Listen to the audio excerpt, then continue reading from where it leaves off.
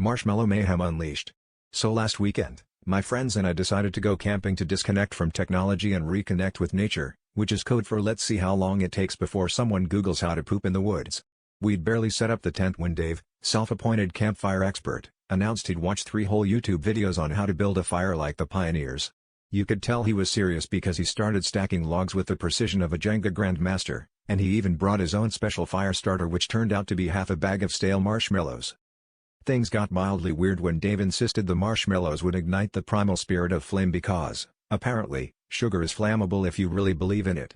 After 17 failed attempts and 1 singed eyebrow, Dave finally managed to get a spark, and the marshmallows began to melt into a sticky, bubbling mass that looked less like a campfire treat and more like a science fair volcano gone rogue.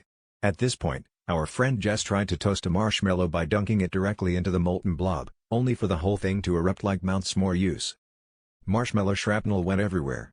It was like being in a snowstorm, but stickier and with more screaming. By the time the sugar fog cleared, we looked around and realized that the trees behind us were now covered in splattered, half-toasted marshmallow globs.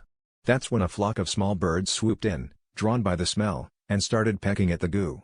To our horror, and, honestly, admiration, the birds didn't just eat the marshmallow, they wore it, flying off with gooey, white hats and tails like feathered, avian s'mores.